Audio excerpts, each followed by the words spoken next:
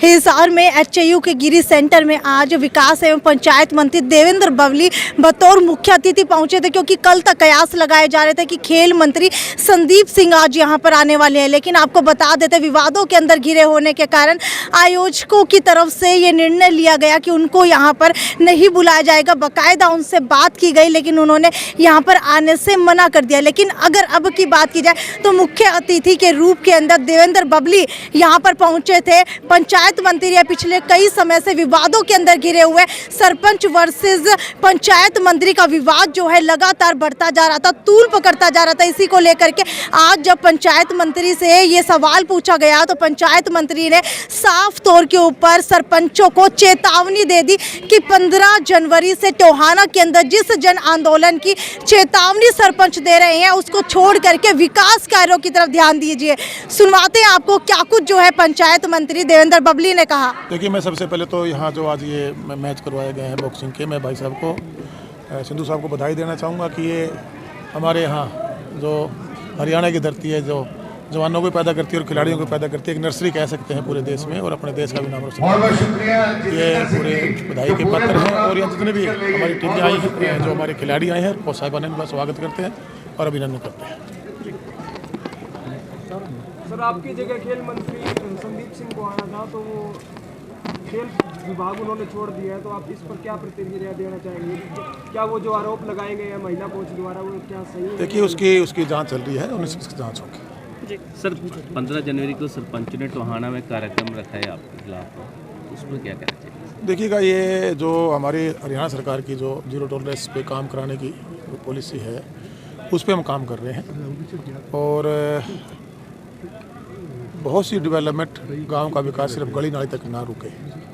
हमें शहरीकरण गांव का तब होगा तब और मूलभूत सुविधाएं हैं, पीने का स्वच्छ पानी, 24 घंटे बिजली, पार्कों की व्यवस्था, किरणियों पे ठीक करके स्ट्रीट लाइट विद कैमरा लगाना, ई लाइब्रेरी देना, जो जिम, आधुनिक जिम की व्यवस्था, हमारी महिला संस्कृति भवन बनाना, कम्युनिटी सेंटर बनाना, स्कूलों को ठीक करना, ये मूलभूत सुविधाएं जो शहरों में हैं ये गांव तक जाएं, उस पर सरकार काम करना चाहती है। और एक गलतफहमी मैं बार बार कह चुका हूं, जब मैं पूरे प्रदेश में जिला स्तरीय प्रोग्राम बनाए और खुद मैं चलकर सरपंचों से मिलने आया हूं। चुने प्रतिनिधि हैं, इस देश के संविधान ने, जनता ने उनको चुनकर बनाया है, और उनकी जो ड्यूटियाँ हैं, जिम्मेवारियाँ, मैं अनुरोध करना चाहूँगा कि अपनी ड्यूटी जिम्मेवारी की तरफ ध्यान दें और अपने गाँव की डेवलपमेंट पे लगें। उनके प्रस्ताव बढ़ाएं, गांव की सफाई अभियान में खुद को जोड़ें, गांव को साफ़ सुथरा करें, गांव के डेवलपमेंट के लिए जो योजना है सरकार की, उस पैसे की डिमांड करें और उसका लाभ ग्रामवासियों तक पहुंचाने का काम करें। क्योंकि जो चुने प्रतिनिधि हैं वो सरकार के बीच में आकर अधिकारियों का कड़ी का काम करते हैं, और जो ड्यूटियाँ हैं वो उसकी तरफ ध्यान लगाएंगे तो मैं समझता हूँ कि प्रदेश की प्रगति में उनका एक अहम योगदान होगा। मेरा अनुरोध भी उन सबसे, ये सरकार का एक फैसला करप्शन को रोकने के लिए है। मैनुअल पैसे की अकाउंटेबिलिटी नहीं थी, अब 1 रुपये से लेकर 25 लाख तक के काम ब्लॉक लेवल पे हम टेंडरिंग के माध्यम से करवाना चाहते हैं, जिसकी अकाउंटेबिलिटी होगी और काम में गुणवत्ता आएगी। और जो पहले काम आप देखेंगे, किसी भी विभाग को उठाकर देख लिए, टोटल विभागों के काम टेंडर होते हैं। उसके बाद 1 करोड़ तक की पावरें जिला लेवल पर दी गई हैं, 2.5 करोड़ तक की पावरें कमिश्नर लेवल पर दी गई, उससे बड़ी पावरें हम डायरेक्टर के पास, हमारे यहाँ ACS लेवल पे मेरे चंडीगढ़ ऑफिस तक से पास होकर आएंगी। और पहली बार है किसी सरकार ने अपने गांव के अंदर जो ये 9 स्तरीय कार्यक्रम, जिसको मैं कह सकता हूँ, लेकर आई है। उनसे मैं अनुरोध करना चाहूँगा कि अपने अपने गाँव में जो गाँव की मूलभूत सुविधाओं के लिए प्रपोजल तैयार करवाएँ, और उसका पैसा सरकार से लेकर जनता ने जिस उम्मीद के साथ चुना है उसकी तरफ अपना ध्यान अगर लगाएंगे तो प्रदेश प्रगति बढ़ेगा। उनसे मैं अनुरोध करना चाहता हूं कि आप साथ जुड़ें।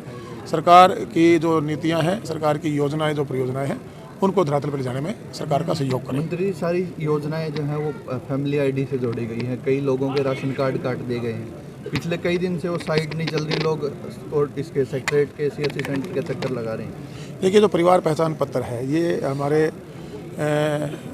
जो 1,80,000 से जो कम परिवार, इनकम से कम के परिवार हैं, उन परिवारों को आपने देखा होगा, चिरायु का कार्ड जो बना कर दिया है, हेल्थ का एक लाभ सरकार की तरफ से दिया गया, 29 लाख परिवारों को ये लाभ मिलने जा रहा है। इसी प्रकार जो BPL का, तो 12 लाख BPL कार्ड नए बने। इसका मतलब वो लोग कहीं ना कहीं से उस लाभ को लेने से वंचित थे, और 9 लाख वो लोग हैं जो उस दायरे को पार कर चुके थे।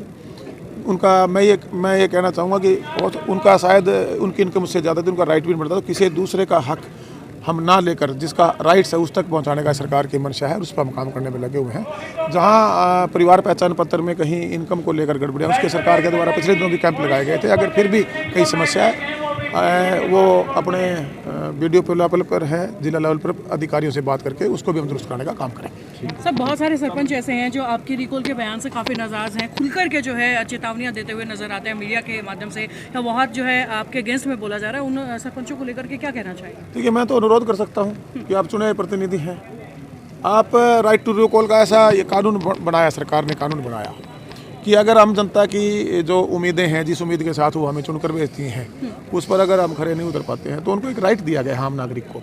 आम नागरिक के राइट हैं, आपके पास समय है, आप काम कीजिए। वो कोई आज तो रिकॉल आ नहीं जाएगा, उसका तो समय है, आप आराम से अपने काम करके दीजिए और अपने जो गाँववासी हैं उनका एक विश्वास जीतिए और गांव को आगे बढ़ाइए। तो मैं कहता हूं कि पूरा गांव अगली बार हो सकता है आपको सर्वसम्मति से बना दे। तो काम की तरफ हमें बढ़ना है, प्रदेश प्रगति पर कैसे जाए।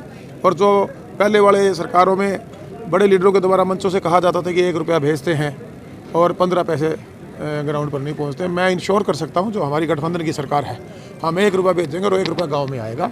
सिर्फ सरपंचों को और जो हमारे चुने प्रतिनिधि हैं, चाहे ब्लॉक समिति के हों चाहे जिला परिषद के साथी, उनको जिम्मेवारी लेनी होगी कि आप उस पैसे का एक पहरेदार बन के, चौकीदार बन के उसको गुणवत्ता के साथ उस काम को करवाने में अपना योगदान दें। जी सर, जननायक जनता पार्टी के जो इसके बारे में क्या कहना है? देखिए, मुझे तो यही कहना है, भाई आप अपना काम करो, काम के लिए आपको हरियाणा की जनता ने चुना है। और ये कह देना कि ये मैनुअल काम हम करना चाहते हैं और उसका एक विरोध खड़ा कर देना, तो ये सरकार ने एक प्रदेश हित का फैसला लिया है, उसमें आप सहयोग करें सरकार का।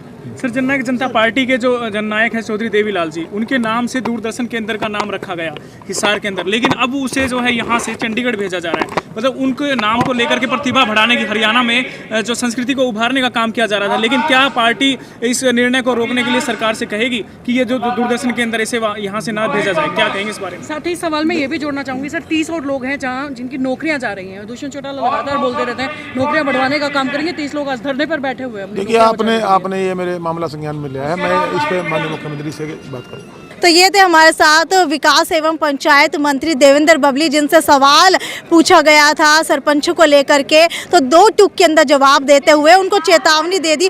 और अब देखने वाली बात यह है कि उनके इस बयान के बाद सरपंचों का अगला रुख क्या होने वाला है। क्या 15 जनवरी से टोहाना के अंदर आंदोलन की शुरुआत की जाती है, क्योंकि नाढोड़ी के सरपंच ने डीसी को ज्ञापन दे दिया है और सभी सरपंचों ने मिलकर के फैसला लिया है कि जब तक विकास एवं पंचायत मंत्री देवेंद्र बबली नाढोड़ी के सरपंच नरेंद्र से माफ़ी नहीं मांगेंगे और ई टेंडरिंग जो है वापस नहीं होगा, तब तक वो चुप रहने वाले नहीं। और इसी तरीके से पंचायत मंत्री के कार्यक्रमों का विरोध करते रहेंगे। लेकिन पंचायत मंत्री ने पहले ये भी कहा था कि बिना पंचायत मंत्री के गाँव का विकास होगा या विनाश होगा। खैर, वीडियो को ज़्यादा से ज़्यादा शेयर करते रहिए। और अब देखने वाली बात यह है कि इस बयान के बाद सरपंचों का क्या कुछ रुख रहने वाला है और क्या उनका बयान सामने आने वाला है। तब तक बने रहिए हमारे साथ। नमस्कार।